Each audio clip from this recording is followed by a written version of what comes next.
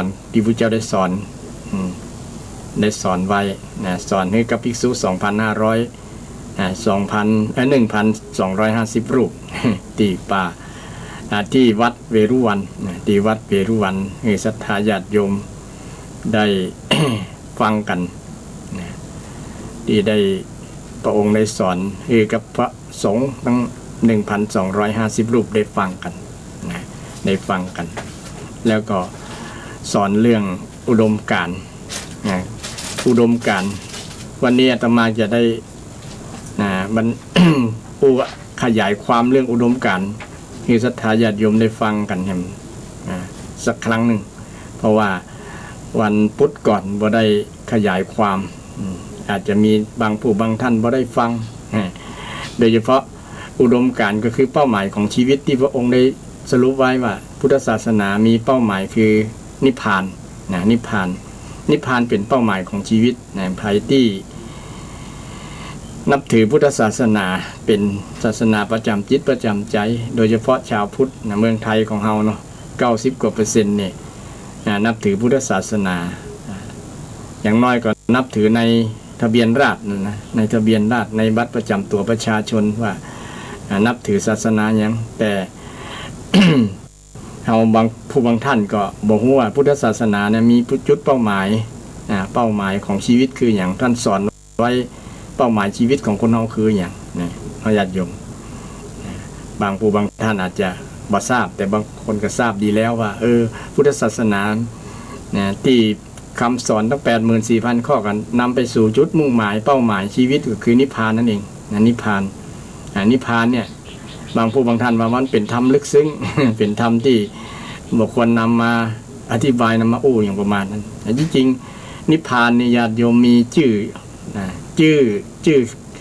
เป็นว่าไวยพจน์ชื่อห้องเรียกแ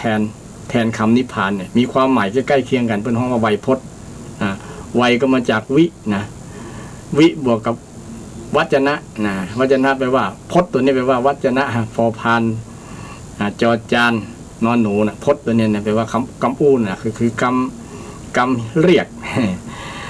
เรียกวิเศษวิเศษแจ้งต่างไปครับคือสรุปก็คือคำที่เรียกแทนนิพพานมีทั้ง8อย่างก่อนญาติโยมวันนี้ญาติโยมอาจจะไม่เคยได้ยินคำที่เรียกแทนนิพพานมีตั้ง8ชื่อก่อนญาติโยมใครที่ฟังไว้ก็จดไว้ก็ได้นะบางคนอาจจะไม่เคยได้ยินว่าคำที่เรียกแทนคำว่านิพพานเป็นมีความหมายจะใดญาติโยมก็ลองพิจารณาฟังไปตัวคิดไปตัวนะเป้าหมายชีวิตของเราเนี่ยที่ห้องวันนิพพานเนี่ยมันมีความหมายตั้ง8อย่างที่เป็นความหมายคล้ายๆกับนิพพานญาติโยมความหมายแรกก็คือภาษาบาลีเพิ่นว่ามัทนิมัทโน ซึ่งแปลว่าทำที่เป็น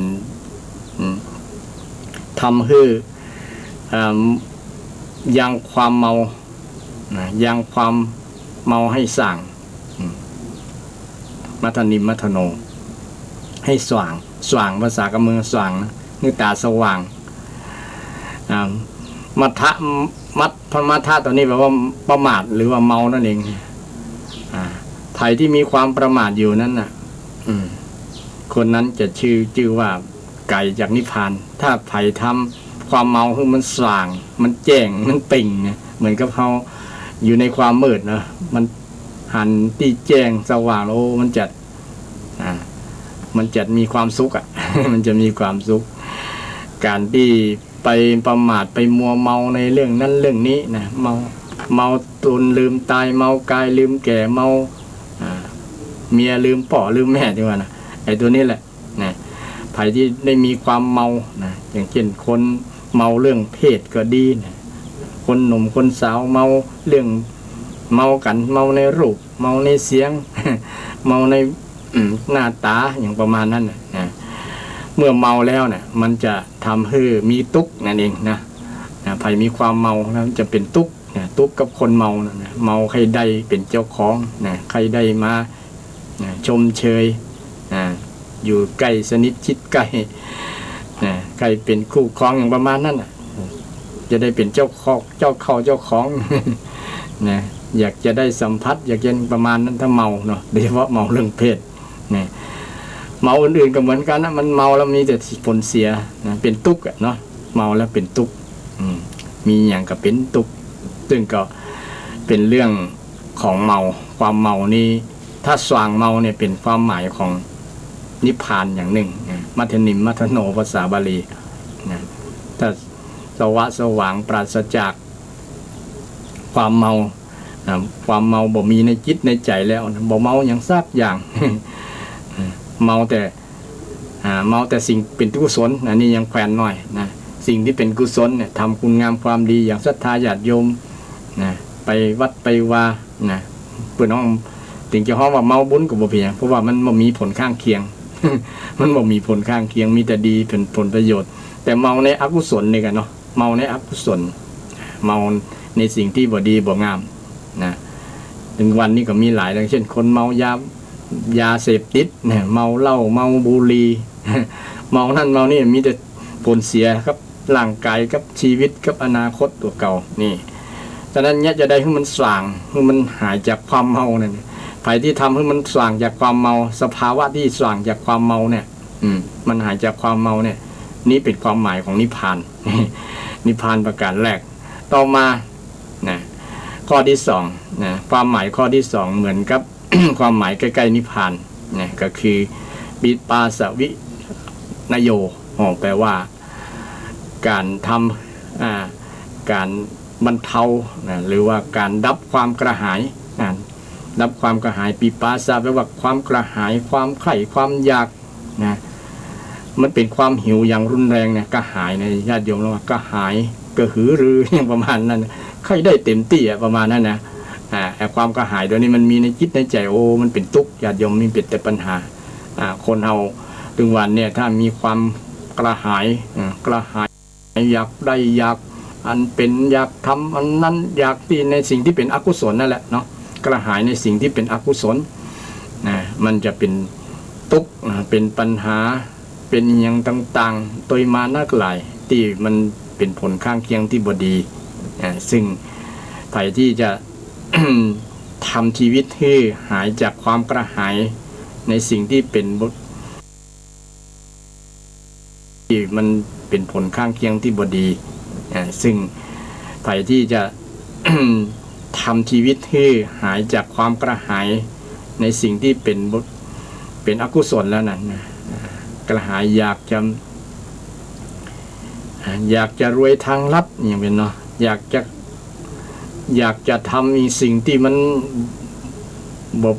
บ่สร้างสรรค์ทำสิ่งที่เป็นอกุศลอยากจะฆ่าสัตว์อยากจะลักทรัพย์กระหายอยากจะมีอยากจะเป็นอย่างนั้นเนาะเป็นความกระหายความอยากอย่างรุนแรงหิวอย่างรุนแรงเช่นเรานึกสภาพคนกระหายน้ำนะคนไข้กินน้ำนะจนคอแห้งนะประมาณนั้นนะอาการที่ลักษณะคนที่กระหายเนี่ยมันมีลักษณะมันขวางหูขวางตานะบ่ได้ละเช่นคนกระหายอยากกินข้าว อย่างไอ้กรณีของไอ้กล่องข้าวน้อยข้าวแม่นะมันกระหายมันปิดความกระหายนั้นมันบังตาบังสติปัญญาบ่หันว่าคนนั้นเป็นแม่เลยฆ่าได้นะแม่ถือกล่องข้าวน้อยมาเนี่ยนะโคเธอนะกล่องอย่างมาโมโหกับคนหิวข้าวเนี่ยยังมาเอาน้อยแต่ว่านะพอบุ๊บแม่ตายแล้วนั่งกินบ่เสี่ยงญาติโยม เพราะว่าแม่อัดมาเต็มที่นะก็กระติบน้อยแต่ว่ามันบรรจุนักนะเพราะความกระหายนี่ความกระหายถ้าบอกกระหายนั้นนะยับยั้งความกระหายได้นั้นมันจะบอกฆ่าแม่เป็นว่าเพราะกล่องข้าวน้อย จริงๆไม่ใช่เพราะกล่องข้าวน้อยเพราะไอ้ตัวนั่นแหละไอ้ที่มันฆ่าแม่นะไอ้ทอง นะคนฆ่าแม่ของมันแม่มันก็มาส่งเข้าถึงวันที่มันไป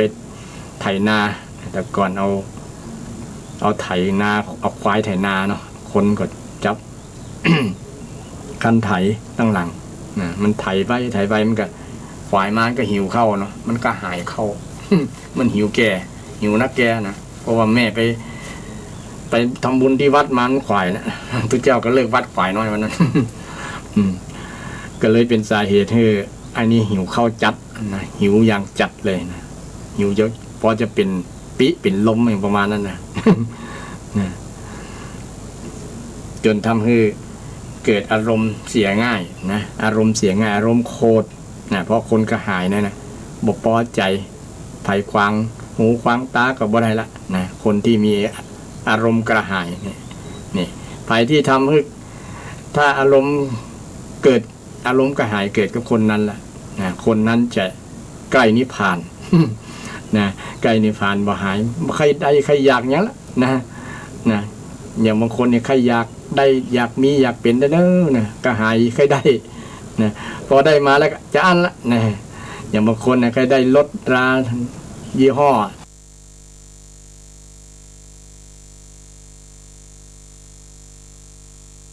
มันกระตุ้นนะกิเลสมันก็ไปต่อมก็มันไปกระตุ้นต่อมกิเลส ใครได้ใครหันเกินเปิ้นใครมีกับใครได้เต็มแก่นะโดยบ่ฮู้ตัวเก่าว่ามีกำลังพอมีสตางค์พอก็นะบ่ได้นึกนะก็อยากได้อย่างเดียวนะมันก็หาอยากไง เมื่อก็หาอยากแล้วก็หาเสาะที่จะได้ให้ได้ดังใจที่ตัวเก่าอยากนั่นนะกระหายอยากได้บอกว่าจะเป็น กระหายอยากได้สิ่งที่เป็นรูปธรรมนะแม้แต่สิ่งที่เป็นนามธรรมใครเป็นนะกระหายใครเป็นเช่นช่วงนี้เป็นมีการแข่งขันกันใครเป็นสอทอใครเป็นนายกอย่างเป็นต้นเนาะถ้าเขาใครอยากเป็นเต็มแก่เนี่ยเป็นตุ๊กโดยญาติโยมนอนกับบรับโอ้ยังจะได้กลัวจะก้านกลัวจะอย่างเนี่ยเนาะมันเป็นนะสภาวะที่คนอยากใครเป็นใครนั่นนะแต่ตามจริงในคนที่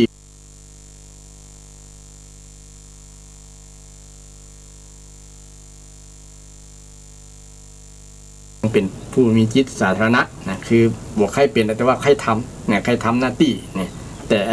เป็นนี่มาร้องนะแต่ไอที่เป็น ตำแหน่งเนี่ยมันมาร้องต้องใครทำใครเสียสละไงคนที่อยากเป็นที่อยากจะเป็นนะ ต้องมาอยากให้ทำดีนะได้ทำสัตว์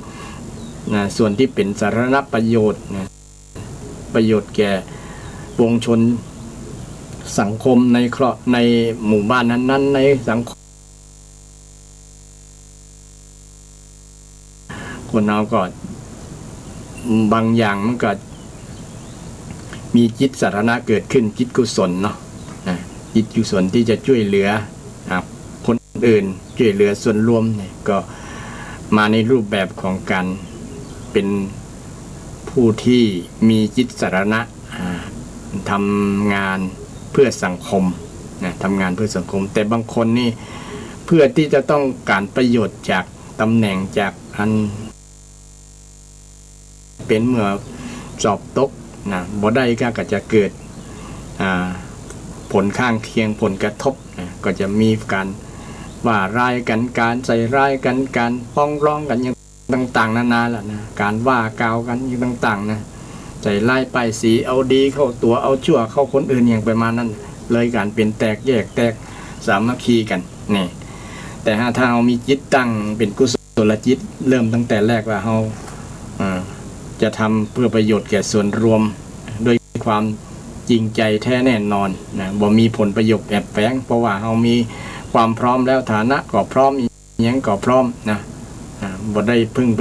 บ่ได้หวังผลประโยชน์จากเงินเดือนเงินดาวจากดัง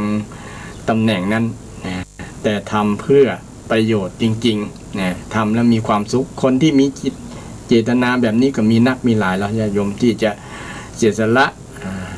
ความสุขส่วนตัวเนี่ยเพื่อประโยชน์ส่วนรวมเนี่ยนะมันเป็นจิตของพระโพธิสัตว์ก็แล้วนะเพื่อที่จะพัฒนาสังคมชุมชนในตำบลนั้นใน หมู่บ้านนั้นเพื่อให้เกิดความเจริญความดีความงามเนี่ยนะคนที่มีความคิดแบบนี้ก็มีนักมีหลายแต่ถ้ากรณีที่คนที่มีความกระหายเรื่องความกระหายเนี่ยอยากได้เนี่ยนะอยากเป็นเนี่ยนะอยากเป็น อยากได้อยากเป็นอยากมี สิ่งเหล่านี้นะเป็นความกระหายมีในจิตในใจไผเนี่ยคนนั้นก็ห่างจากนิพพานนะจากนิพพานนะเพราะว่านิพพานความหมายหนึ่งก็คือไม่มีความกระหายอยาก ไม่มีความกระหายอยากอย่างยิ่งนี่เป็นความหมายที่สองญาติโยมนะความกระหายดับความกระหายได้เนี่ยชื่อว่าเป็นนิพพานละนะนิพพานใกล้นิบรรลุนิพพานนะชีวิตสังคมเฮาก็สามารถบรรลุนิพพานได้เนี่ยญาติโยมบรรลุแบบชาวบ้านบ่ต้องบรรลุแบบถอนรากถอนโคนได้ว่านะของมันใกล้เคียงกับกระแสกระแสนิพพานนะภายที่กำจัดความกระหายอยากได้ในจิตในใจนะก็มีหลักในการปฏิบัติในมรรคมีองค์8นั่นแหละญาติโยมที่จะดับความกระหายความอยากตัวนี้อย่างแรกก็ต้องทำความเข้าใจความถูกต้องเป็นสัมมาทิฏฐิก่อนเป็นมรรคองค์แรกอันนั้นเป็นวิธีปฏิบัติที่จะนำไปสู่หลุดพ้นจากความกระหายจากความทุกข์ใครมีความกระหายคนนั้นก็มีความทุกข์แหละมีความทุกข์อันนี้เป็นความหมายข้อที่สองคือความกระหายความดับความกระหายนี่เป็นความหมายของนิพพานนะข้อที่สามอารยสมุขาโตญาติโยมแปลว่าการถอนความอะไรนะความอะไรอาวรณ์โหยหาโหยหิวโหยหาสิ่งที่เป็นอดีตโดยเฉพาะสิ่งที่เป็นอดีตที่ผ่านมาเนี่ยโอ้บอกแล้วบ่หายบ้าอยู่หั่นละนะเสียได้อย่างนั้นอันนี้กับความอะไรนี่ก็เป็นเหตุนำมาซึ่งความทุกข์ญาติโยมบอกว่าจะอะไรอย่างต่างๆเพราะอดีตมันก็เป็นอดีตคือผ่านไปแล้วนะมันแก้ไขบ่ได้นะเอาบ่ต้องไปอะไรอย่างมันผ่านมาแล้วหรอนะไม่ว่าจะเป็นอันอย่างก็ตามแต่อดีตนั้นเป็นอย่างเป็นบทเรียนที่ดีนะเป็นเครื่องเตือนสติแต่มันเป็นสิ่งที่จะทำให้เตือนสติของเราว่าเราจะบ่ทำสิ่งที่มันเป็นผลเสียทำให้เราเสียดายนะ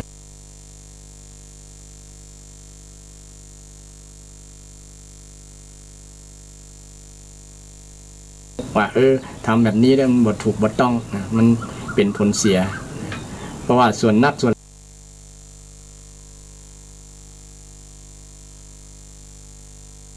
ต้องไปล่ำไรนะไปอะไรบ่อยๆนะบ่แล้วบ่หายกันก็เตือนนะเช่นโคตรกันนะยังไปน่วงข้องกับอารมณ์เก่าอยู่นะคือผูกโคตรเนี่ยนะการผูกโคตรก็คือผูกอารมณ์อาวรณ์อยู่นั่นนะผูกโคตรกันเกลียดชังกันเนี่ยมันบ่ทิ้งอดีตสักเตือนนะบ่ละอดีตบ่ถอนอดีตบ่นะต้องถอนอดีตให้มันหายไปนะมันหายจากจิตจากใจถอนความอะไรเนี่ยนะอะไรอาวรณ์คน ส่วนนักส่วนหลายแหละอะไรอยู่ในสิ่งที่มีอะไรในสิ่งที่เคยมีนะเคยมีเคยบางคนเคยเป็นเศรษฐีก็อะไรความเป็นเศรษฐีนะเคยใจเงินนักหลายนะเคยอยู่สบายแต่ว่าเมื่อวันหนึ่งเหตุการณ์สถานการณ์อย่างสถานการณ์โควิดเนาะก็มีบุคคลล้มละลายบุคคลที่เคยรวยเป็นต้นเนาะล้มละลายก็หลายรายเคยสะดวกสบายก็บ่สะดวกสบายแต่ก่อนเนี่ยก็อะไรหาอดีตมันยังบ่เหมือนอดีตอย่างประมาณนั้นนะคนส่วนหนึ่งก็จะอะไรเรื่องอดีตเอาอดีตมาเปรียบเทียบอย่างก็เปรียบเทียบได้อยู่แต่ว่าอย่าไปเสียใจอย่าไปอะไรนะเสียใจกับมันนักนะเพราะการเสียใจเนี่ยมันก็จะทำให้มันไกลจากนิพพานไปละความอะไรอดีตนะสิ่งที่ผ่านมาได้คนนั้นก็ถือว่าอยู่ใกล้เป็นความหมายของนิพพานได้นะวัด อันนี้เป็นสิ่งที่ เป็นความหมาย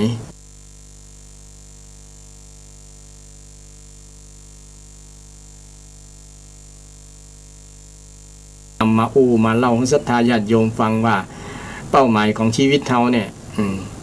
คือนิพพานเนี่ยนิพพานมีความหมายทั้ง8อย่างก่อนเลยโยมเนี่ยอาตมากำลังเรื่องความตัด เรื่องความอาลัยนะตัดอาลัยนะถอนความอาลัยต่างๆที่มันมีในจิตในใจมันค้ำจิตค้ำใจอยู่นะเนี่ยจะได้ให้มันออกจากจิตจากใจคนนั้นก็จะบรรลุเป้าหมายของชีวิตนะก็จะบ่เป็นทุกข์นั่นเองนะญาติโยมคนเป็นทุกข์กับอดีตก็มีแล้วนำแต่เรื่องอดีตเก่าๆนะมาย้ำย้ำทำอยู่อะไรในรูปในรบในกรรมคุณต่างๆเนี่ยนะมันก็เกี่ยวกับเรื่องนี้แหละอะไรอาวรณ์อยู่นะติดในรสชาติอย่างคนเลิกเหล้าไม่ได้ก็ติดในรสชาติเหล้านะติดในรสชาติของบุหรี่อย่างเป็นต้นนะก็อะไรนั่นแหละนะมันเลยตัดมาได้นะต้องตัดนะ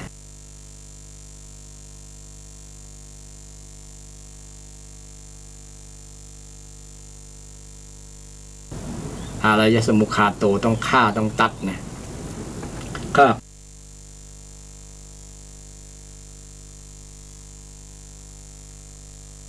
มันจะอย่างจะตามนะเพราะว่ามันก็เป็นอดีตนะมันก็เป็นอดีตหรือว่ามันเป็นสิ่งที่บ่มีสาระแก่นสารนะเราก็บ่ต้องไปอะไรมันอะไรบางคนแม้แต่จะออกไปไหนก็อะไรกึดตึงหาบ้านอย่างเป็นต้นนะก็คือติดในตีอยู่ในบ้านในยังนะอะไรในทรัพย์สินเงินทองเนี่ยมันติดอยู่นั่นนะอะไรห่วงข้องอะไรเนี่ยนะห่วงหาอะไรห่วงหาอะไรในสิ่งที่เป็นทรัพย์สินเงินทองอย่างต่างๆเนี่ยจะมาเอาทรัพย์สินเงินทองมาก็กลัวจะเสี่ยงอย่างนั้นนะเปิ่นบอกมาทำบุญนะเชิญชวนมักป้ออาจารย์เกวัดเปิ่นประชาสัมพันธ์บอกบุญบอกกุศลอย่างวัดวัดชัยสถิตเนี่ยเปิ่นจะ เชิญร่วมทำบุญงานครบรอบ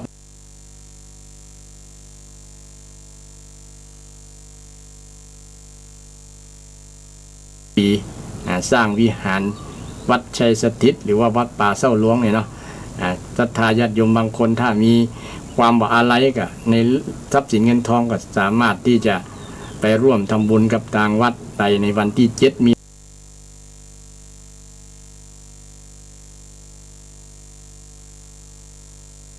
30หรือว่า9:30 นาทีเป็นต้นไปนะก็เชิญชวนมวลบรรดาศรัทธาญาติโยมอันนี้ต่างคณะแต่ว่ามีใจเจตนาอยากจะ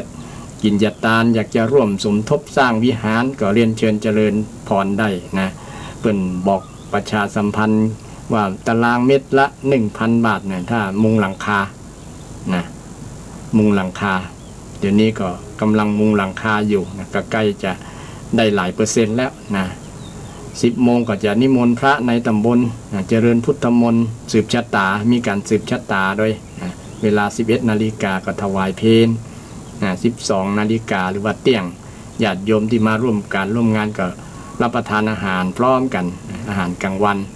ในนี้ก็เป็นงานบุญงานกุศลโยงมาถึงเรื่องเกี่ยวกับการทำบุญทำกุศลมันก็เป็นเรื่องจิตเรื่องใจนะญาติโยมจิตใจที่มันอะไรนะมันก็ยากที่จะสละได้เนาะสละได้ถ้าบอกอะไรบอกหน่วงข้องอะไรบอกคิดเสียดายอย่างต่างๆเนี่ยนะมันก็สละได้ง่ายนะอย่างศรัทธาญาติโยมบางผู้บางท่านโอ้นะอนุโมทนากับกุศลเจตนานะในน้ำจิตน้ำใจของท่านเหล่านั้นนะง่ายแต่ได้เพียงแต่บอกต่างวัดต่างวาได้บอก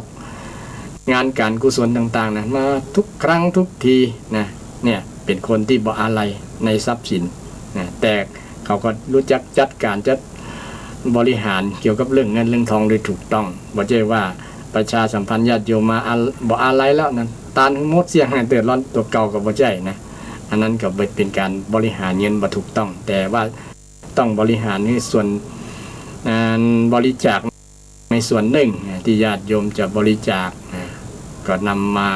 บริจาคมาทำบุญสร้างกุศลอย่างที่ประชาสัมพันธ์เนี่ยวัดใจสถิตป่าเศร้าหลวงสันปุเลยเพิ่นจะทำบุญวันที่7 มีนาก็เรียนเชิญเจริญพรศรัทธาญาติโยมมาร่วมได้นะก็มีหลายอย่างหลายอันที่ญาติโยมจะเป็นเจ้าภาพเจ้าศรัทธาเนาะ นะก็เรียนเชิญเจริญพรเด้ออันนี้ก็บอก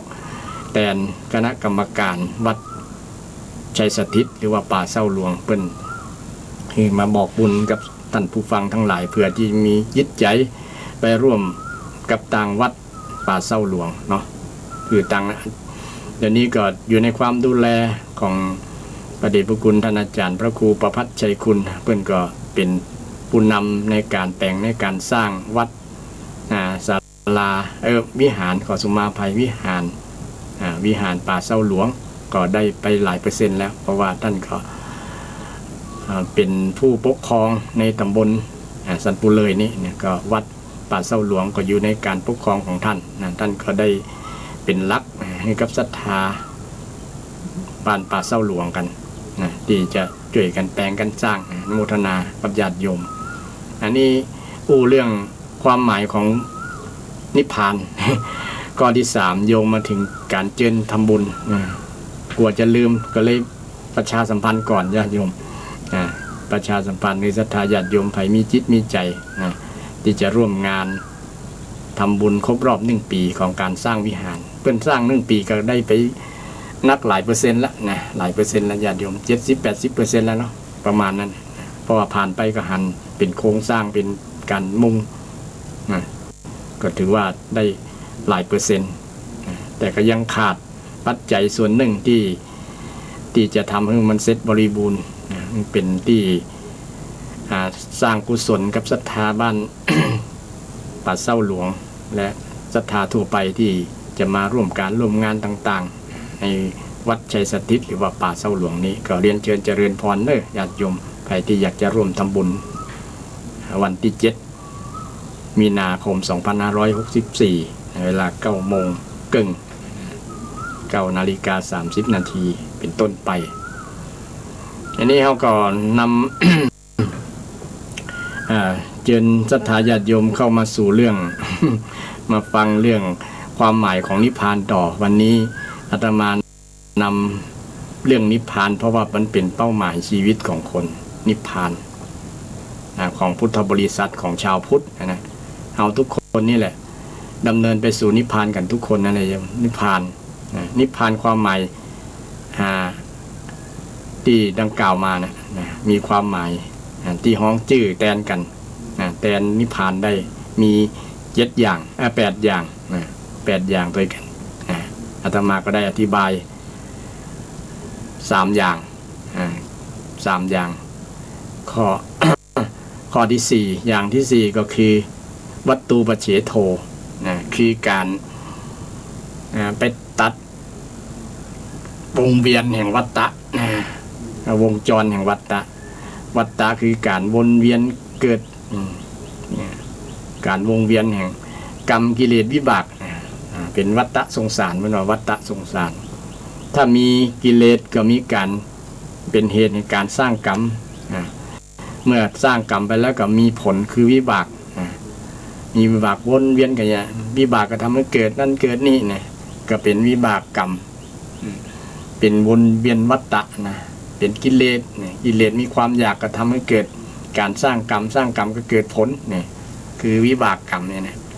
เวียนไปแล้วนะทีนี้ต้องมาตัดเหตุแห่งกิเลสเนี่ยนะตัดเหตุแห่งกิเลสนั้นจะไม่เป็นผลให้เกิด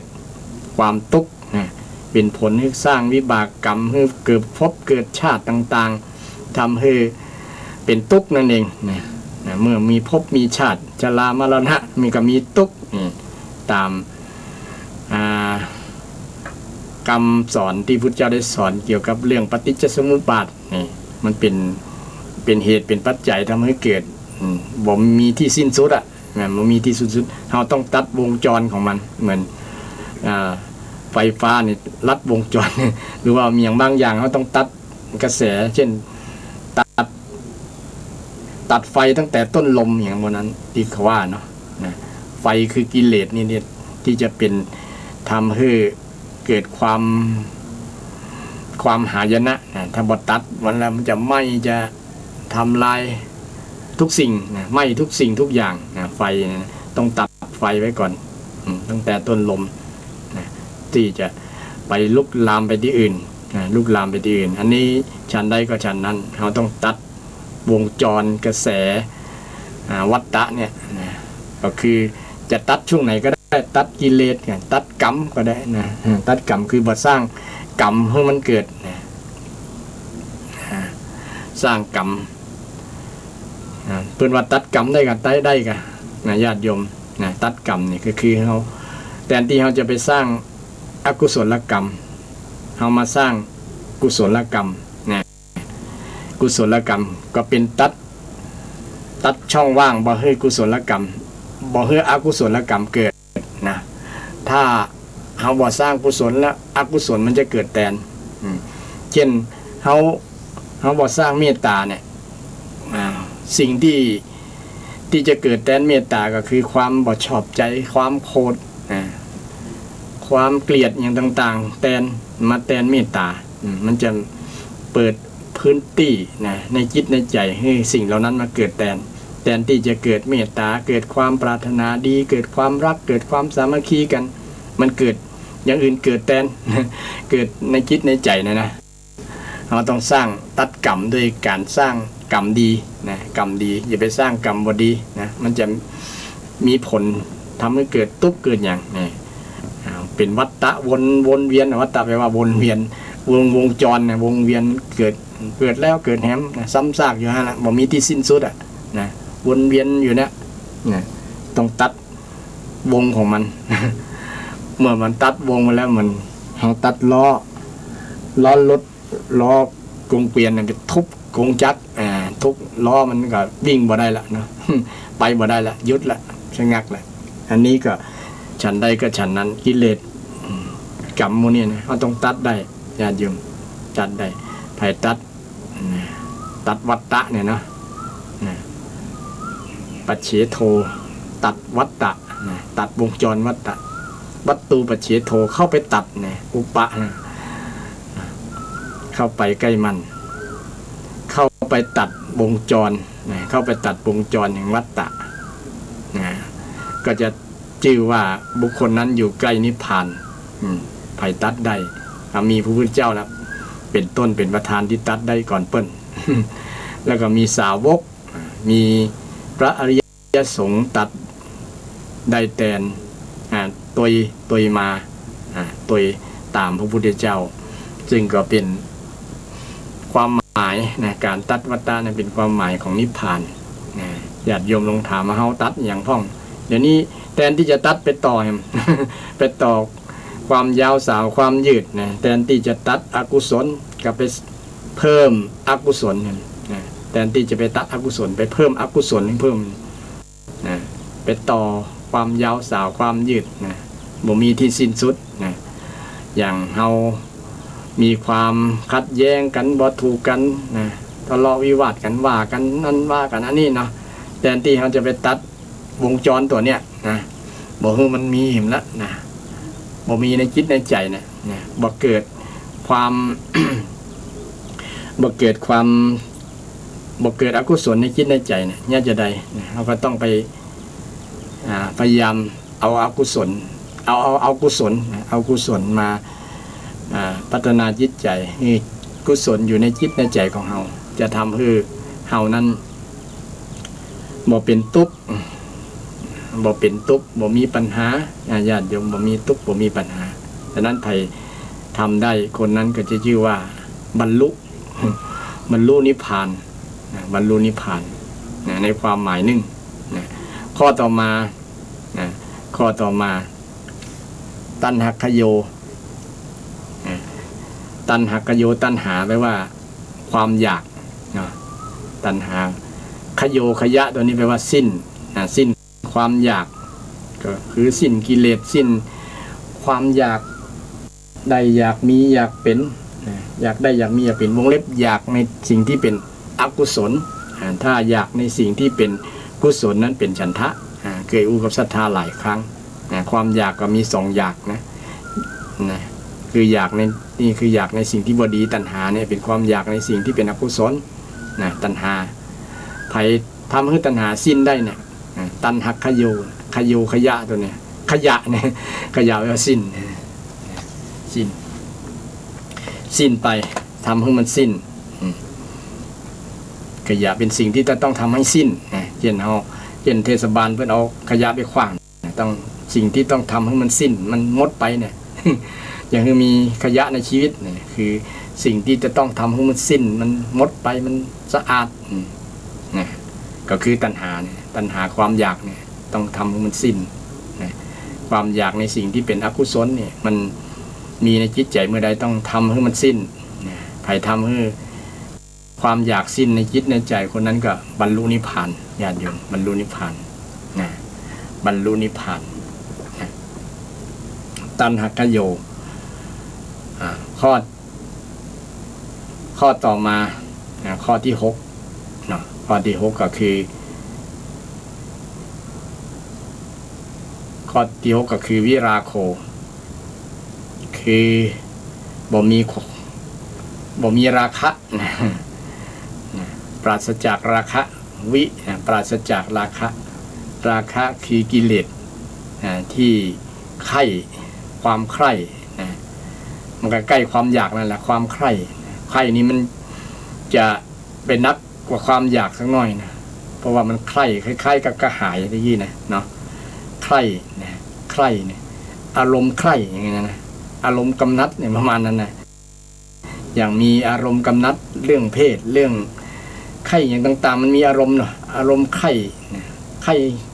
รับนี่อย่างต่างกำแนวเนาะใคร่รับใคร่อย่างมันนักเกมกันเลยถ้าใคร่เลยใคร่อย่าง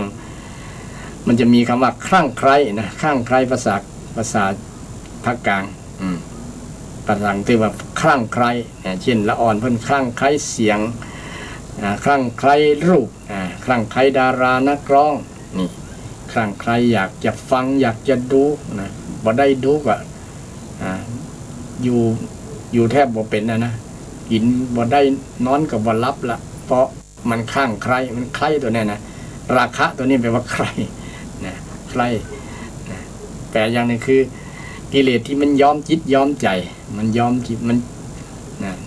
มาย้อมจิตย้อมใจเหมือนกับสีย้อมถูกกิเลสมันย้อมนะถูกราคะมันย้อมใจนะจะสีแยงกับย้อมกับใครชอบอันไหนก็ย้อมอยู่กับนั้นถูกสิ่งนั้นย้อมเนาะย้อมคือถูกสิ่งนั้นครอบงำนะถูกสิ่งนั้นทานะแต่สีดำก็ถูกสีดำย้อมใจนะใจดำใจดำคนที่ใจดำอำมหิตเนี่ยเป็นคนที่ชอบความรุนแรงนะชอบซาดิสนะชอบสิ่งที่เป็นโหดเหี้ยมต่างๆเนี่ยนะทำไปเพื่อความคล้ายๆว่าต้องการความสุขเห็นคนอื่นเจ็บใจเห็นคนอื่นได้รับความหายนะได้รับความทุกข์เนี่ยมีความสุขเนี่ยเป็นคนลักษณะนี้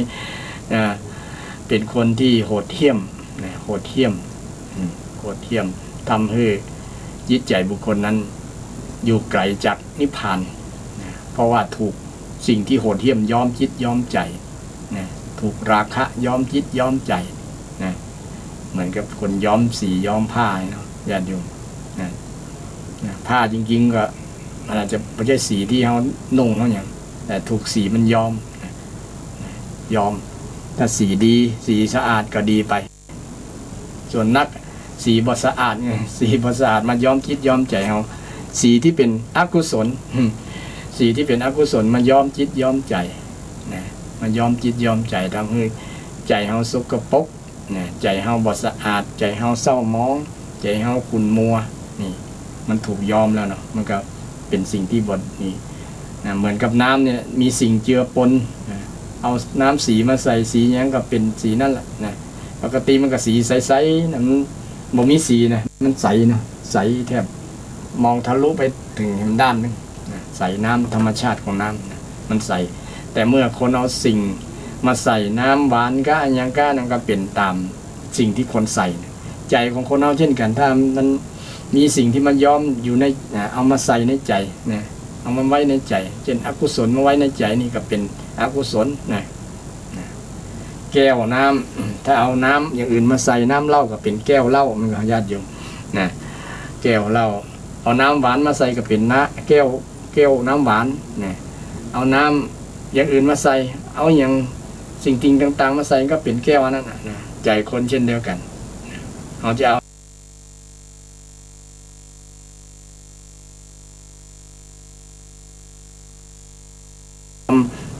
บทถูกแล้วมันก็จะทำให้ใจมันเสียนะใจมันเสียคุณภาพใจมันเศร้ามันมองนี่ความหมายหนึ่งของ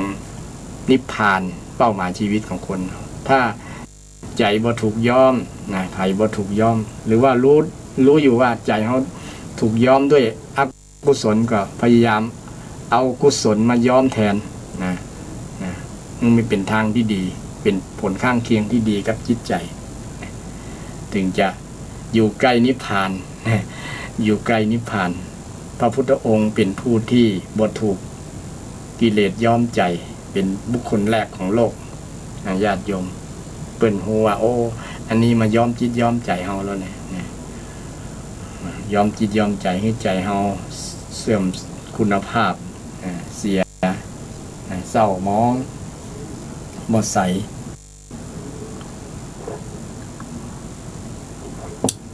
อันนี้ นำเรื่องของเป้าหมายชีวิตมาเล่าให้ศรัทธาญาติโยมได้ฟังกันวันนี้เนาะว่า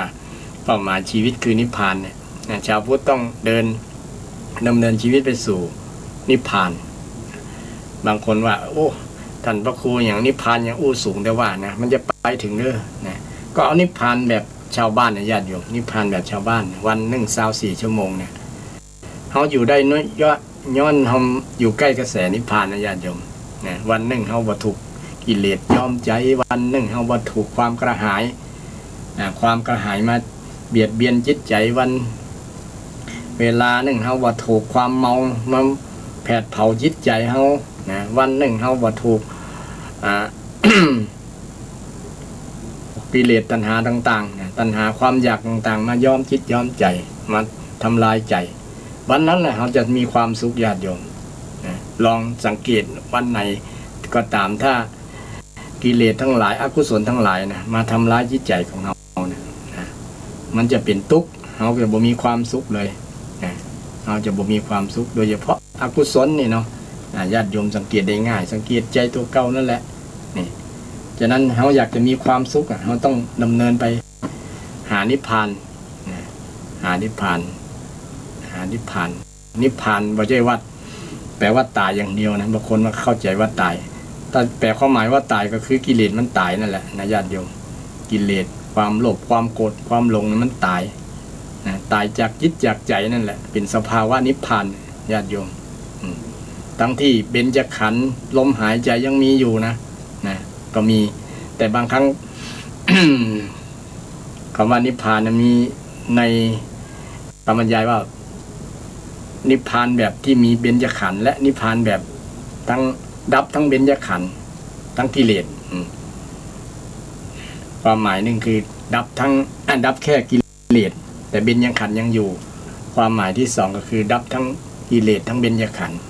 ก็คือดับทั้งกายทั้งใจนั่นแหละนะดับทั้งกายทั้งใจแต่หนึ่งดับใจอย่างเดียวใจมัน กิเลสมันตายจากใจอุ้ยง่ายเนาะกิเลสมันตายจากใจแต่กายยังบ่ตายนะกายใจยังบ่ตายยังอยู่แต่กิเลสมันตายไปแล้วกิเลสมันตายตีเป็นแปลว่าความตายนะความดับนะนิพพานแปลว่าดับจริงๆนิพพานแปลว่าไม่มีเครื่องร้อยรัดนะญาติโยมวานะแปลว่าเครื่องร้อยรัดนี้ตัวนี้เป็นปฏิเสธนะญาติโยมนอนหนูสระอีแปลว่าไม่มีไม่มีเครื่องร้อยรัดไม่มีเครื่องร้อยรัดหรือว่าไม่มีความป่าเถื่อนก็ได้วานะแปลว่าป่านะ นิพพานวแหวนแปลงวแหวนเป็นพ่อพานคือมันแปลงร่างได้เราภาษาญาติโยมภาษาเนี่ยนะมันแปลงร่างได้แปลงพยัญชนะเป็นสระก็ได้สระแปลงเป็นพยัญชนะก็ได้มันแปลงร่างนะแปลงร่างวแหวนแปลงเป็นพ่อพานแปลงร่างเป็นพ่อพานเป็นเรื่องของภาษานะญาติโยมคงต้องสนใจนักหรอกแต่ว่าฟังไงอาตมาพยายามจะนำรากศัพท์ของคำว่านิพพานมา อธิบายให้ศรัทธาท่านผู้ฟังทั้งหลายได้ฟังกันว่านิพพานแปลว่าไม่มีเครื่องรอยลัดไม่มีกิเลสนั่นเองบ่มีความหลบบ่มีความหลงมาร้อยรัดมามัดจิตมัดใจไว้นะถึงวันนี้เขาถูกอันนี้แหละมัดจิตวัดใจผูกจิตผูกใจไว้นะแก้บ่หายนะบางครั้งผมจะหาวิธี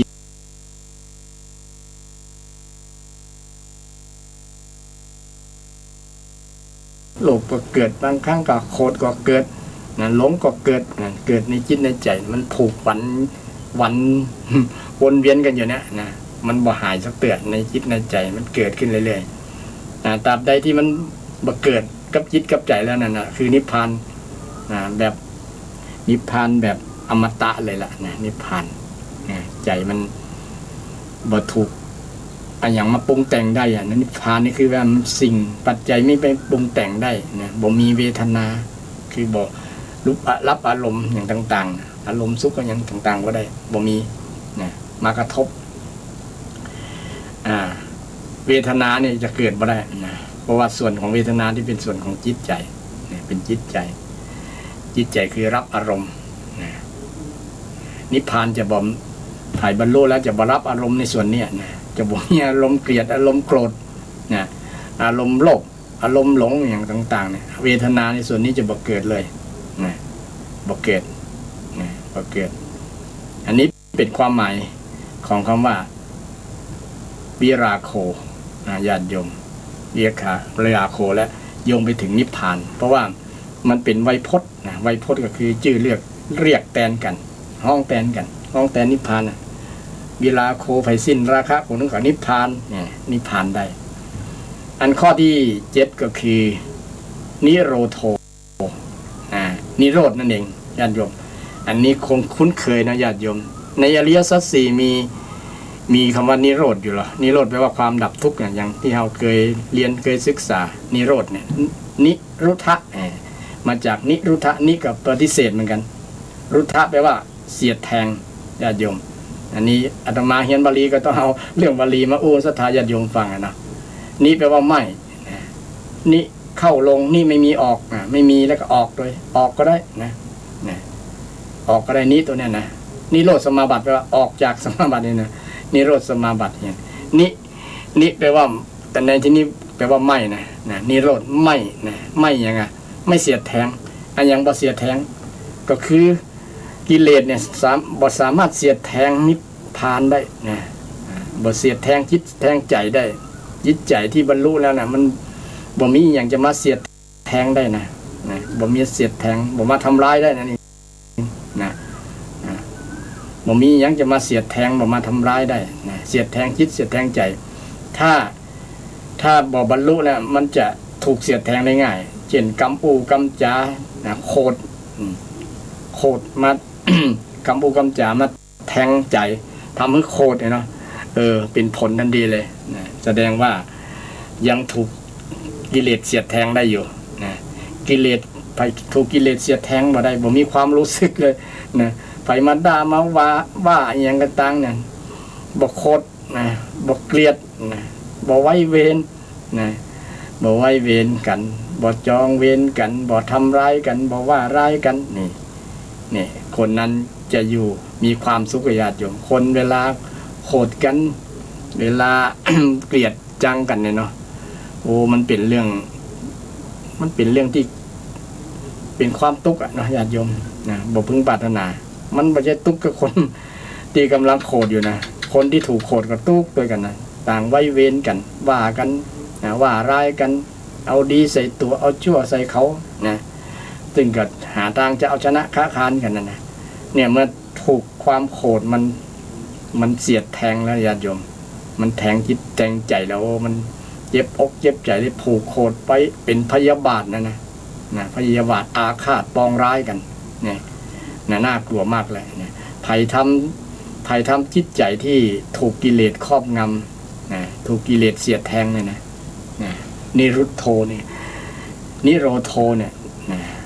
แปลงสรุเป็นสโลเป็นนิโรโธนิโรธะเนี่ยนะอันเดียวรุทธาตุในความเสียดแทงท่านใดที่ได้เรียนบาลีคงจะทราบดีแปลได้ออกเนาะนิรุต นิโรธ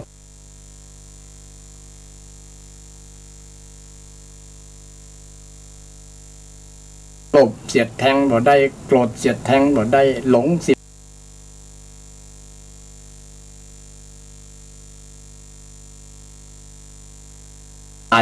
ตายจากกิเลสเนี่ยจิตใจมันจะตายจากกิเลสมันมีความรู้สึกรู้สาอย่างญาติโยมเพราะ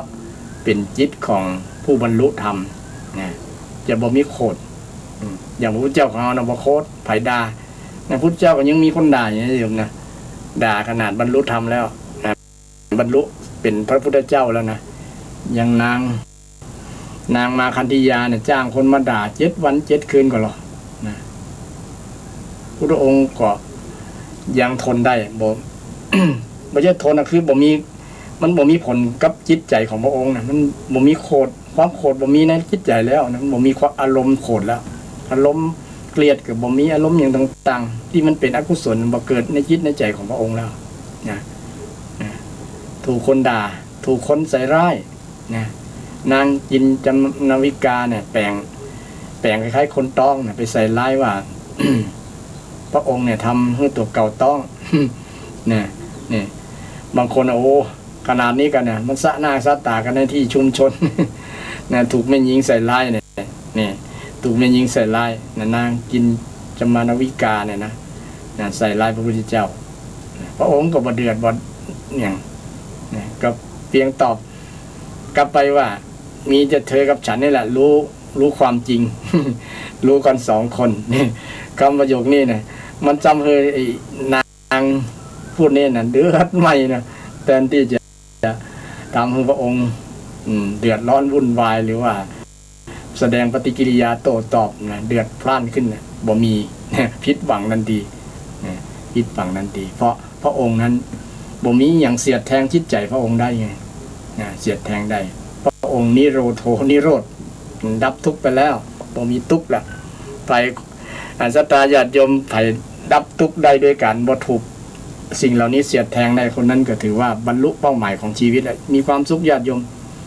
คนเฮาถ้าเป็นอิสระจากความโลภความโกรธความหลงเนาะบ่ถูกมันมาทิ่มแทงนะบ่มาเสียดแทงจิตใจเฮาเข้มแข็งจิตใจเฮาต้องมีพลังนะถึงจะต้านท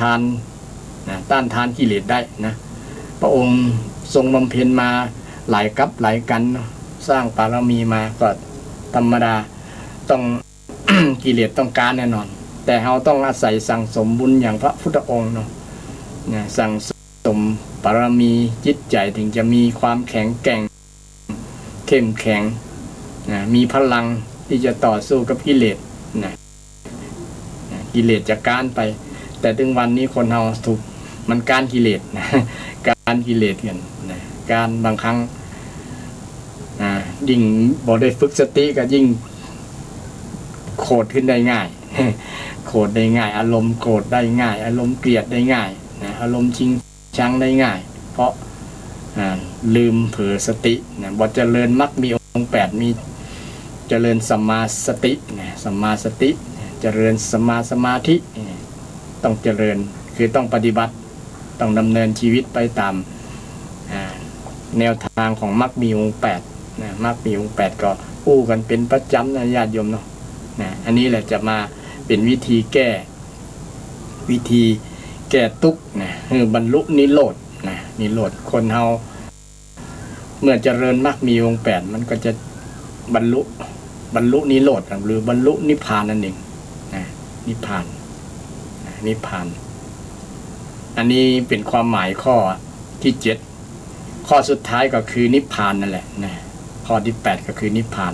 คำว่านิพพานคือตัวที่เป็น ตัวเอกเลยแหละนะสรุปลงคือนิพพานเนี่ย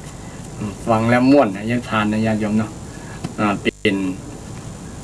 เป็นสิ่งที่เราคุ้นเคยได้ยินบ่อยๆแล้วแหละนิพพานเวลาเขาจะแผ่เมตตาอย่างในบทแผ่เมตตาของเจ้าล้านนาของเราเนาะอิตัง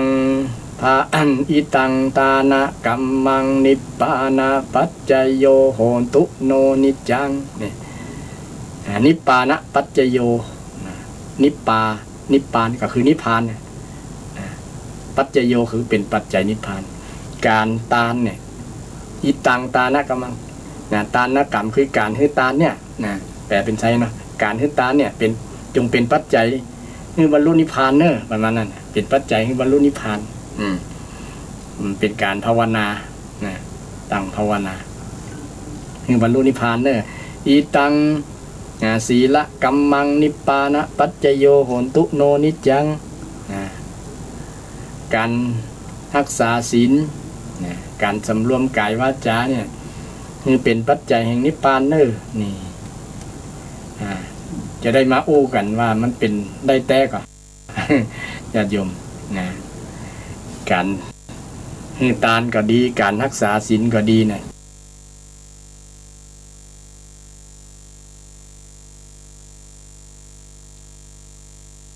การพัฒนาจิตอาตมาใช้คำว่าพัฒนาจิตพัฒนาภาวนาก็คือการพัฒนาจิตอย่างพัฒนาจิตก็มีหลายอย่างเช่นการฟังเทศน์ฟังธรรมก็เป็นการพัฒนาการ นั่งสมาธิก็เป็นการภาวนาการเจริญสติก็เป็นภาวนาการแผ่เมตตาก็เป็นภาวนาการแผ่กรุณาก็เป็นภาวนาการแผ่มุทิตาก็เป็นภาวนาการแผ่อุเบกขาก็เป็นภาวนาเป็นการพัฒนาจิตใจญาติโยมเป็นการพัฒนาจิตใจแล้วมันเป็นปัจจัยให้บรรลุนิพพานที่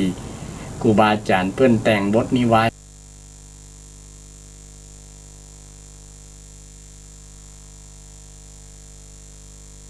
ของเราโดยเฉพาะเจียงใหม่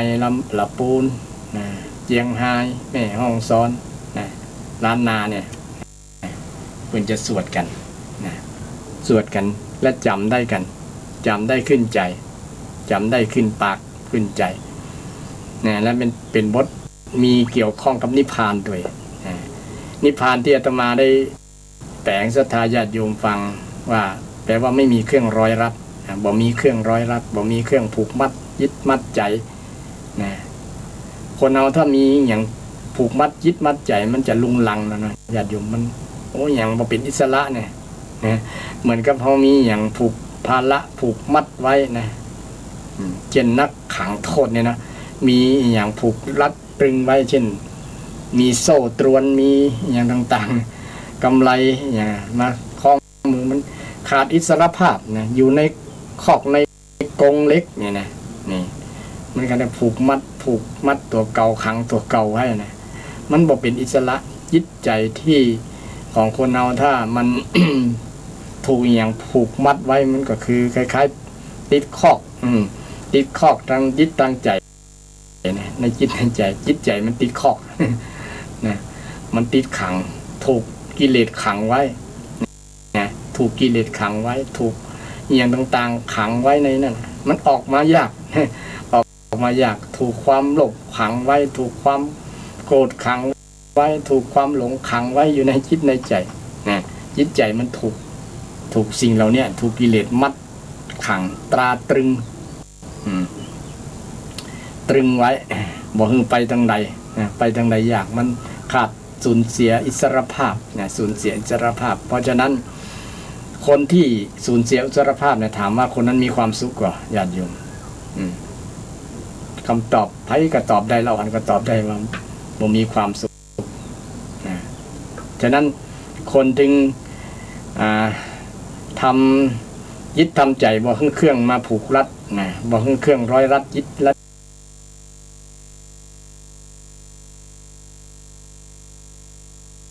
คนนั้นจะมีความสุขมันมีว่านิพพานังปรมังสุขขังนิพพานเป็นสุขอย่างยิ่งคือมันยิ่งกว่าสุขจะว่าเป็นความสุขกับมันเหนือกว่าความสุขมันเหนือกว่าความสุขนี้มันยังมีเป็นโลกิยะอยู่หรอเป็นเรื่องโลกอยู่แต่นิพพานเนี่ยมันเป็นโลกุตระแล้วนะมันสูงกว่าโลกนะสูงกว่าโลกคน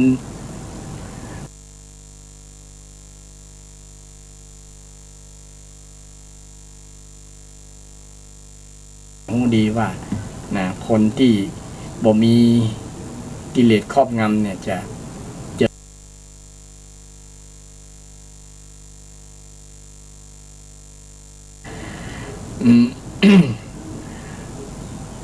นิพพานนะนิพพานเนี่ยเป็นเป้าหมายชีวิตเป้าหมายชีวิตถามว่าคนเราเกิดมาเนี่ยญาติโยมเป้าหมายก็มีเหมือนกันหมดทั่วโลกเราบอกว่าจะเป็นชาติใดศาสนาใดก็แล้วแต่นำไปสู่ความสุขกันทั้งนั้นแหละนะเป้าหมายชีวิตก็ต้องการความสุขกันทั้งนั้นนะแม่งก็ญาติโยมบ่มีภัยเกิดมาแล้วต้องการความทุกข์กันแต่บางคนบอกฮู้บ่ได้ว่าทำแบบนี้มันเป็นทุกข์แล้วเนี่ยแต่พุทธเจ้าได้หันว่าการทำจะจะคิดจะมันเป็นทุกข์เนพระองค์หันก่อนว่าหันธรรมชาติธรรมชาติธรรมะเนี่ยนะหันธรรมะว่าธรรมะข้อนี้มันเป็นสาเหตุทำให้เกิดความทุกข์นะทำให้เกิดความทุกข์ฉะนั้นเราจะละเหตุความทุกข์ได้จะได้ในบทธรรมจักรเปิดมาเหตุแห่งความทุกข์นั่นนะคือตัณหา3ในการญาติโยมตัณหา3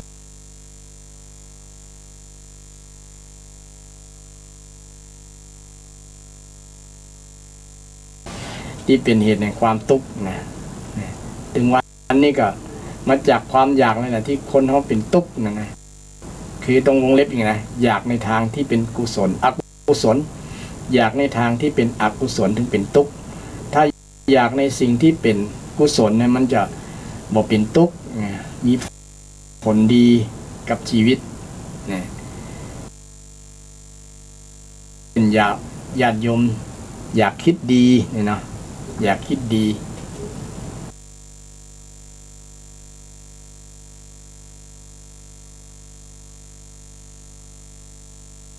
ที่จุกันทั้งวันเนี่ยมันมี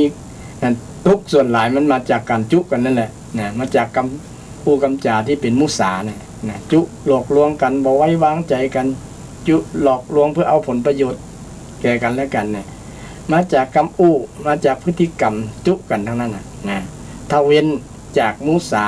ต่างคนต่างเว้นในโลกเนี่ยบ่มีไผจุกันเนี่ยญาติโยมนะเป็นโลกนิพพานเลยแหละญาติโยมนะบ่มีทุกข์นะแค่คำนี่ก็ไปนิพพานได้นะบ่มีทุกข์นะบ่เบียดเบียนกันนะ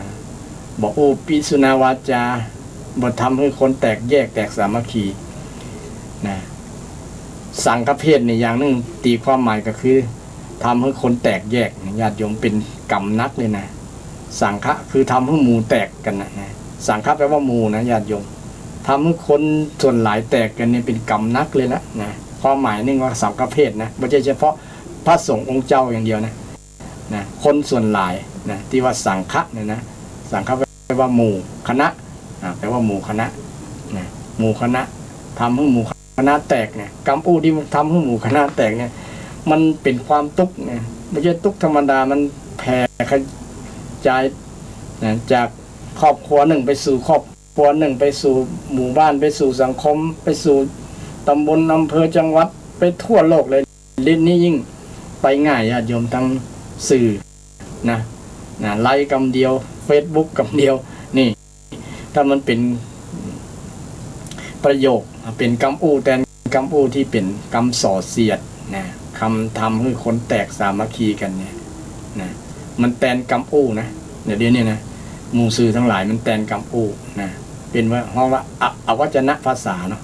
อวจนะคือบ่ได้ปริ่งบ่ได้แต่ว่ามันแตนคำนะแตนคำนะแตนคำนี่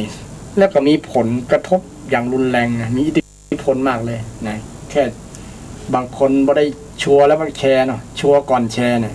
นะก็เป็นผลกระทบให้คนที่บ่ได้พิจารณาบ่ได้เอาว่าโยนิโสมนสิกาไตร่ตรองให้ดีว่าอันข้อความต่างๆนะมันมี มันเป็น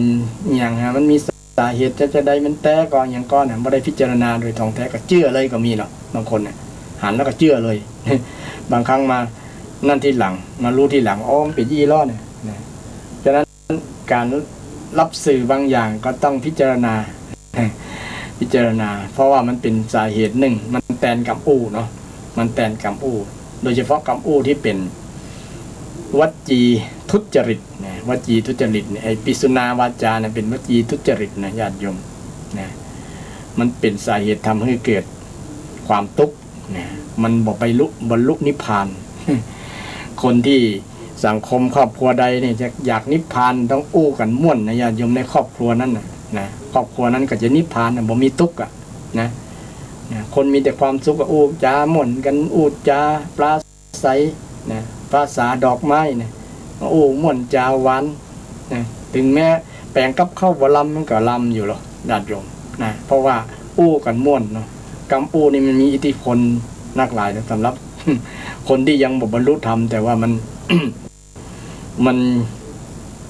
มันมีผลนะท่านพระองค์จะไปบัญญัตินะพระองค์จะไปบัญญัติได้ว่ามันเป็นทุจริตนะวจีทุจริตนะมันเป็นผลกระทบต่อจิตต่อใจมันทิ่มแทงแต่ถ้าบรรลุแล้วก็บ่มีปัญหาที่อย่างว่ามันไม่มีอะไรเสียดแทงได้คำพูดจะมาเสียดแทงจิตใจบ่ได้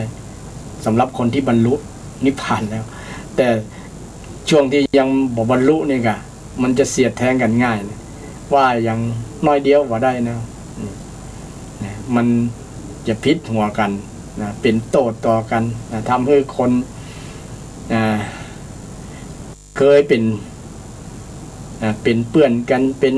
แม้แต่พ่อลูกกันแม่ลูกกันก็ยังตัดญาติขาดมิตรตัดพ่อตัดลูกตัดแม่กันก็มีนักมีหลายแล้วย้อนกำอู้เนี่ยท่านญาติโยมนะมันเป็นผลสำหรับคนที่ยังบ่ได้บรรลุนิพพานเนี่ยต้องฝึกนะฉะนั้นสิ่งที่จะทำให้บรรลุได้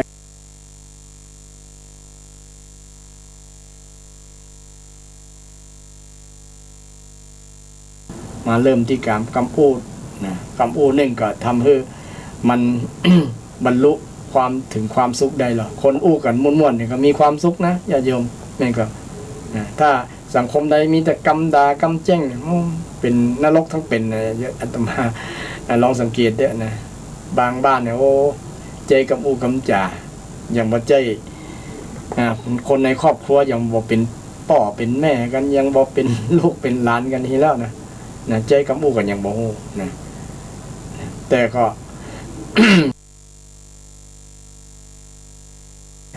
ศีลสมาธิปัญญานะกับอู้นี่เป็นเรื่องส่วนของศีลนะญาติโยมส่วนของศีลนะศีลคือสำรวมวาจานะสำรวมวาจาสำรวมก็คือสำรวมทั้ง4อย่างเนี่ยนะบ่จุไผบ่ว่าให้ไผเจ็บใจบ่ชวนให้คนทะเลาะกันเนี่ยนี่บ่ว่ากำหยาบเป็นปรุสวาทคำหยาบปรุสวาทกำหยาบนี่ก็ ทำให้คนเจ็บใจบางคนมันถือเนาะยึดถือ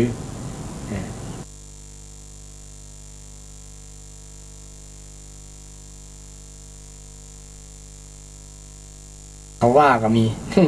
ทำให้โกรธอารมณ์เสียทำให้สร้าง ความรู้สึกที่บ่ดีต่อกันเคยเป็นมิตรกันสร้างศัตรูเป็นศัตรูกันนี่เป็นต้นเนาะอาตมาก็มองหันว่ามันโอ้คำสอนของพระพุทธเจ้าในญาติโยมพระองค์นี้ได้สุดยอดแล้วนะหันว่าการประพฤติปฏิบัติของคนเฮาเนี่ยถ้าบ่ดำเนินตามหลักคำสอนได้นะบ่เอาจุดมุ่งหมายคือนิพพานเนี่ยเอาเนี่ยจะได้ถึงนิพพานอู้กันดีๆก็เป็นนิพพานคิดดีๆก็เป็นนิพพานทำดีๆก็เป็นนิพพานได้นะญาติโยมที่ว่าตานังอิตังตานะกัมมังนิพพานะปัจจโยญาติโยมการเฮ้กันเนี่ยฮือตานเนี่ยเป็นปัจจัยให้ถึงนิพพานได้นะได้จะได้ญาติโยมบ่ต้องกับคนกับสัตว์อย่างเดียวกันนิพพานได้ อาตมาลองทดลองใจของสุนัขเวลามันบางบ้านเนี่ยมันสุนัขมันดุมันสวกมันเห่ามันถึงจะคบกันหรอนะแต่เมื่อฮือมันเนี่ยญาติโยมฮืออาหารมันเนี่ยมันจะหูคุณนะวันรุนมามันบอกบ่เห่าแล้วมันกระดิกห่างฮือเลยมันก็หูคุณว่าโอ้คนนี้ฮือเข้าฮืออย่างมันนี่การฮือเนี่ยตานะคือการฮือในญาติโยมมันซึ่งยกนะความนิสัยที่บดีของสุนัขได้เนี่ยมันดับได้นะดับ ปัญหาได้อะดับปัญหาของหมาสวกได้นะมันนิพพานได้นะญาติโยมนะนิพพานได้ นี่อุปมาประมาประไมยคือเป็นรูปธรรมนะจิตใจของคนเฮาที่มันมีความตระหนี่ที่เหนียวอยู่นะญาติโยมนะมันห่วงข้องอะไรกับทรัพย์สินเนี่ยนะถ้ามันสละได้ตรงนี้เนี่ยก็นิพพานได้นะเพิ่นก็สอนให้บริหารแก่ตัวสอนคนพุทธเจ้าสอนเนาะสอนเรื่องตานมาก่อนนะต้องมีการฮื้อก่อนละนะการฮื้อที่สำคัญพระองค์ยังได้บำเพ็ญตานะปารมีเนี่ยนะมีประวัติพระโพธิสัตว์เป็นพระเวสสันดรนะตานั้นตานี่เป็นก่อนญาติโยมก็เพื่อที่จะบรรลุนิพพานเนี่ยนะตานั้นตานี่เนี่ยตาลูกตาเมียตาทุกสิ่งที่มันจะคล้องแวะกับจิตกับใจที่อะไรอยู่นะคือมัน มันยังห่วงข้องอะไรคนเราทุกคนนั่นแหละนะที่มันยังห่วงข้องอะไรในทรัพย์สินในลูกในเมียในบุคคลที่เป็นที่รักอย่างต่างๆนะเนาะห่วงข้องกันหมดนั่นแหละแต่ไผสละส่วนนี้ได้ฮื้อไปฮื้อได้เนี่ยคนนั้นจะบรรลุนิพพานมีพระพุทธเจ้าเป็นต้นนะใครก็ตามถ้าฮื้อได้นะญาติโยมคนนั้นจะบรรลุนิพพานได้นิพพานนะการฮื้อบรรลุนิพพานได้หรอกนะการฮื้อนิพพานแปลว่าดับปัญหาดับทุกข์นะอย่างนึงแปลว่าดับทุกข์เนาะดับทุกข์ที่มันเกิดขึ้นเนี่ยมันจะสงบมันจะร่มเย็นนิพพานอย่างนึงแปลว่าเย็นนี่ที่ว่าเย็นใจก็จะเย็นสบายปลอดโปร่งโล่งเบาเนี่ยเป็นภาวะที่กระแสของนิพพานกระแสของนิพพาน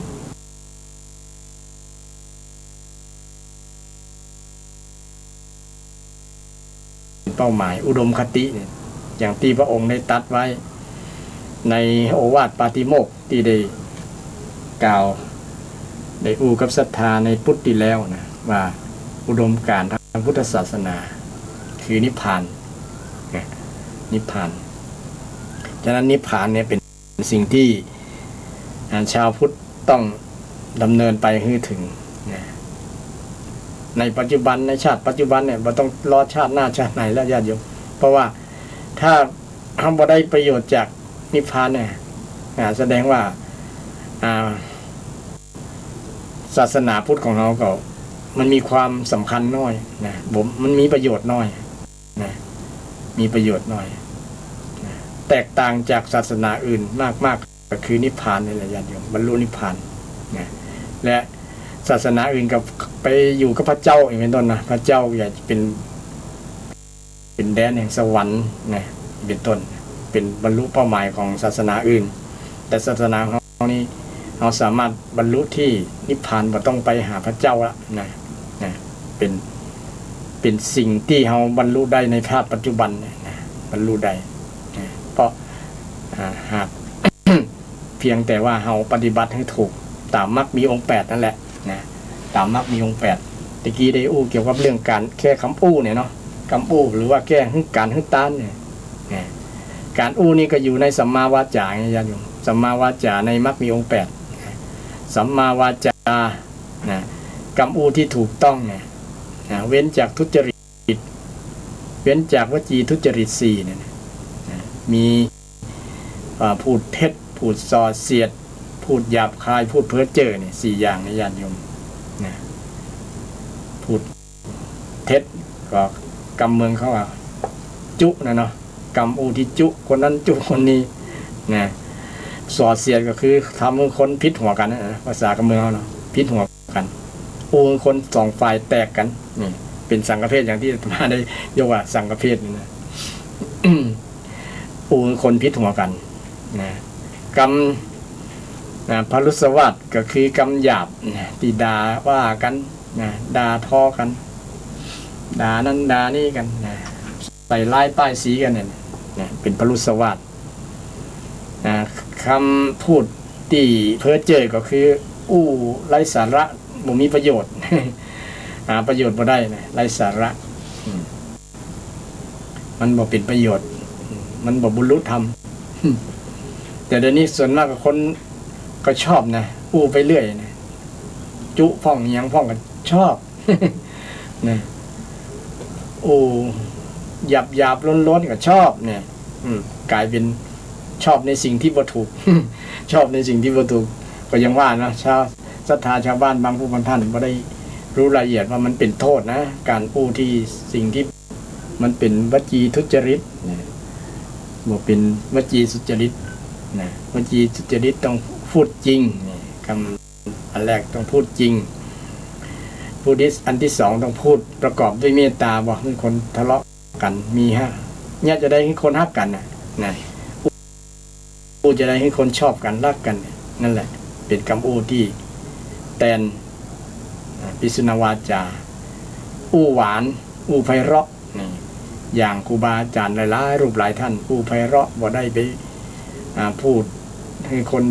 ได้รับช้ำน้ำใจอย่างพระพุทธเจ้าของเราแหละนะไพเราะในเบื้องต้นในท่ามกลางในที่สุดอันนี้เป็นแบบอย่างที่ดีพุทธเจ้าก็ได้สอนในโอวาทปาฏิโมกข์เนาะว่าไม่ให้ว่าร้ายใครอนุปวาโทไม่ว่าร้ายใครการว่าร้ายก็คือเว้นจากวจีทุจริตนั่นเองวจีทุจริตนี่เป็นมรรคเป็นวิธีดำเนินชีวิตของชาวพุทธทุกคนพุทธบริษัททุกคนทั้งภิกษุภิกษุณีบาสกบาสิกาเป็นวิธีดำเนินชีวิตโดยการเว้นจากวจีทุจริตประกอบวจีสุจริตวจีสุจริตซึ่งเป็นสิ่งที่ชาวพุทธทั้งหลายควรน้อมนำมาประพฤติปฏิบัติคนที่บรรลุเป้าหมายเป็นคนแรกอย่างที่ได้กล่าวก็คือพระพุทธเจ้าพระองค์ได้ ได้บรรลุธรรมได้บรรลุธรรมแล้ว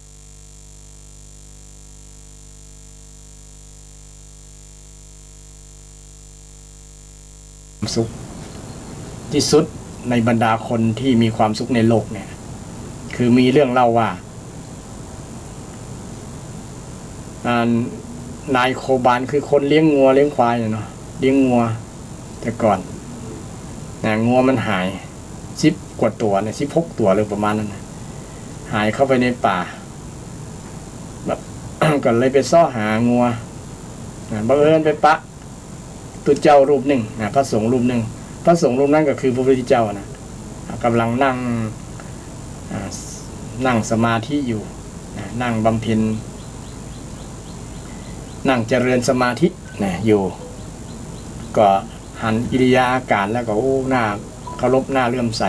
ก็ไปถามเป็นได้มานั่งอยู่ในป่าคนเดียวเนี่ยก็ถามก็บอกว่าเฮาเนี่ยมานั่งอยู่ป่านี่มีความสุขแล้วก็ถามพราหมณ์ว่าพราหมณ์คนนั้นถามว่าบอกกลัวกันเนี่ยบอกมีม่วนกันประมาณนั้นนะถามพระพุทธเจ้ามาอยู่คนเดียวเนี่ยบอกกลัวก็อย่างก้าประมาณนั้นนะ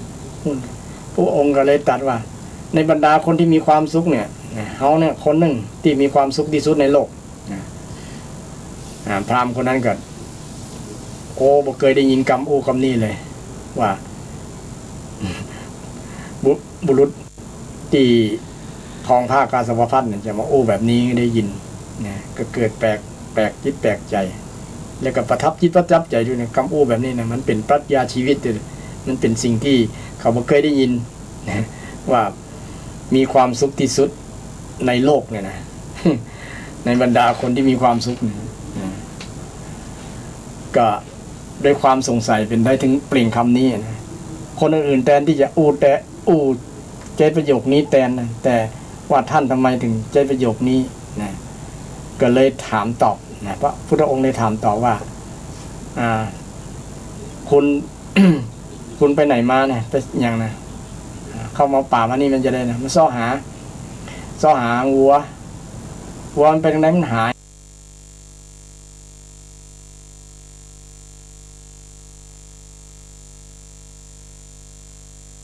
นี่มีความทุกข์กว่าถามพระองค์ถามนายพรานก็นายโคบาลก็ตอบว่ากระตุกกะใจบดอยู่กับเนื้อกับตัวเนี่ยโอ้มันหายหมดไปเนี่ยได้เนี่ยนะลูกเมีย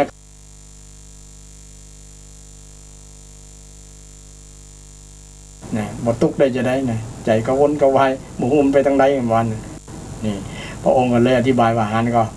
เฮาเนี่ยบ่มีงัวเนี่ยเฮาคิดว่าเฮามีตุกก็คิดว่ามีสุขหรือมีตุกเนี่ยถามให้นายโคบาลนั้นตอบนายโคบาลก็แต่จะมีสุขกันนะน่าจะมีสุขบ่มีตุกเพราะว่าบ่มีงัวที่จะหื้อตุกนะแล้วก็พระองค์ก็ได้ถามแม่ว่าระหว่าง เฮากับพระเจ้าพิมพิสารพระเจ้าพิมพิสารที่มีอย่างครบทุกอย่างนะใครกินใครเสวยใครนอนใครบรรทมใครมีมเหสีกี่คนก็ได้นะระหว่างพระเจ้าพิมพิสารกับเฮาเนี่ยใครสุขกว่ากันประมาณนั้นนะถามอันนั้นก็กึดอยู่น้อยนะก็น่าจะบ่แน่ใจประมาณนั้นน่าใจกันนึงก็น่าจะเป็นพระเจ้าพิมพิสารนะใครได้อย่างก็มีอย่างมดน่าจะเป็นสุขอยู่พระองค์ก็เลยว่าคนที่มีทรัพย์สมบัติลองมาอยู่อย่างเฮาหรออย่างพระเจ้าพิมพิสารมาอยู่อย่างเฮาเนี่ยจะปลอดภัยก็ โอ้ยากที่จะปลอดภัยได้นะคนก็จะรอบปงพระชนหรือว่าจะลักรอบหรือว่าจะยึดเมืองยึดพระราชสมบัติไปเนี่ยประมาณนั้นนั่นก็ว่าคนที่มีทรัพย์สินสมบัติอย่างต่างๆบ่ใช่ว่าจะมีสุขนะนี่แต่เฮานี่บ่มีอย่างสักอย่างมีแต่อัฐบริขารนี่เฮามีสุขบ่ต้องไปเอาอาลัยกับทรัพย์สมบัติอย่างต่าง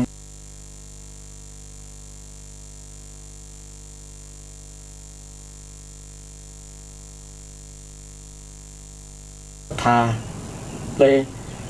ลยขอตัวเป็นลูกศิษย์ตั้งกัลยาณจิตสมาทานศีลรับตัวเป็นพุทธมามกะศรัทธาในความปฏิปทาของพระองค์เลื่อมใสอย่างมากเลยหันว่าโอ้ถึงวันเนี้ยเฮาเป็นทุกข์กับสิ่งที่มีแล้วมีงัวก็เป็นทุกข์กับงัวมีเมียก็เป็นทุกข์กับเมียมีลูกก็เป็นทุกข์กับลูกมีทรัพย์สมบัติอย่างต่างๆก็เป็นทุกข์กับมันหมดนะเป็นทุกข์กับมันหมดทุกข์กับสิ่งนั้นแต่คนบางคนในถึงวันนี้เป็นทุกข์เพราะว่าอยากจะมีเหมือนเขาบ่ได้ถามว่าถ้ามันมีแล้วจะเลยการสนทนาธรรมในการสนทนาธรรมครั้งนี้นะทำให้พราหมณ์ทำให้นายโคบาลศรัทธามากๆเลยได้คิดได้เกิดสติปัญญาอย่างเอาท่านทั้งหลายญาติโยมถึงวันนี้บางครั้งเขาคิดว่าเขาขาดหลายอย่างหันว่าคนอื่นมีก็จะมีความสุขโดยที่บอกสร้างความสุขที่สิ่งที่เขามีอยู่แล้วเช่นเขามีอย่างมีร่างกายที่สมบูรณ์บอกเป็นคนพิกลพิการก็ถือว่ามีความสุขแล้วญาติโยมมีโอกาสดีแล้วถึงขาดอย่างอื่นถึงมีเงินมีทองกับเงินทองเป็นของนอกกายเขาต้องเสาะมาหามาก็ถึงมีได้หรือบางสิ่งบางอย่างทรัพย์สินต่างๆมันก็สร้างมาได้ทั้งนั้นแหละอยู่ที่ตัวเราถ้าอยากจะมีแต่อย่าให้ความอยากนั้นเป็นกิเลสจะทำเป็นเหตุทำให้เรามีความทุกข์มีความทุกข์บางคนนั้นอันนั้นก็อยากจะมีอยากจะเป็นอยากจะอันนั้นนี่นะเลยเป็นความทุกข์คิดเอาคนเดียวเลยเป็นทุกข์ใจคิดกินบ่ได้นอนบ่หลับก็เพราะว่าคิดว่ามันจะมีสุขนั่นเองเมื่อมีแล้วบางครั้งกับอาหารมันดีขึ้นแล้วแทนที่จะดีขึ้นครับเลวกว่าเก่าก็มีนะซ้ำให้กว่าเก่าก็มีเพราะเราไปคิดเอาว่ามันจะมีสุขอย่างเรามีครอบครัวอบอุ่นควรจะภาคภูมิใจและศรัทธาญาติโยม มีพ่อมีแม่มีลูกมีลูกก็มีอยู่ในโอวาทคำสอนเป็นลูกดีๆเนี่ยควรจะมีความสุขแล้วอย่างอื่นมันจะเอาหาเพราะว่ามันเป็นของนอกตัวเป็นทรัพย์สินนอกตัวมันหามาได้กันทั้งนั้นแหละ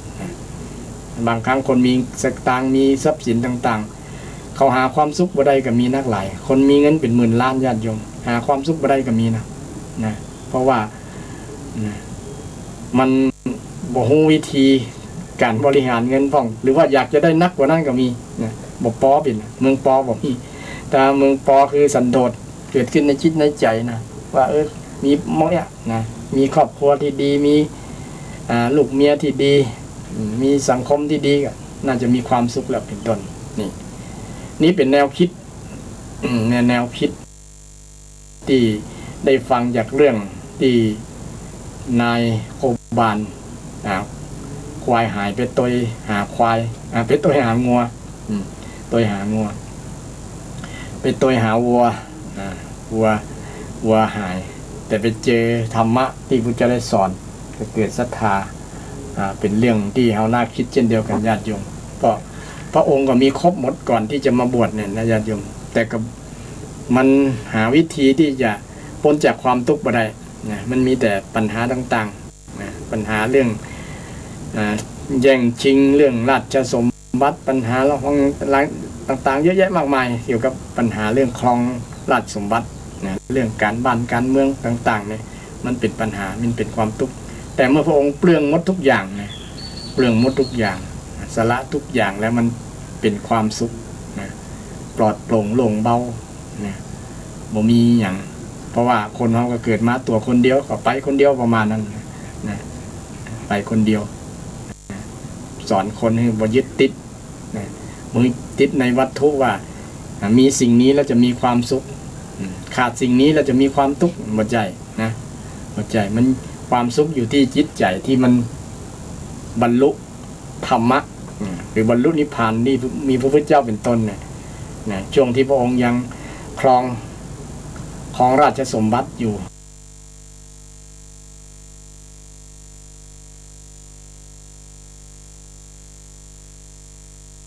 แตกต่างความสุขพระองค์ได้เสวยวิมุตติสุขการหลุดพ้นจากบ่วงต่างๆที่จะเป็นเหตุเกิดความอะไรเกิดความคล้องแวะเกิดยึดติดในสิ่งเหล่านั้นมันก็เบาสบายที่พระองค์ได้สัมผัสในช่วงที่พระองค์ได้บรรลุธรรมแล้วมาบอกมาแสดงธรรมคือกับคนเลี้ยงวัวได้ทราบคนเลี้ยงวัวก็ได้ผลประโยชน์จากการฟังนั้นอันนี้ก็เล่าเรื่อง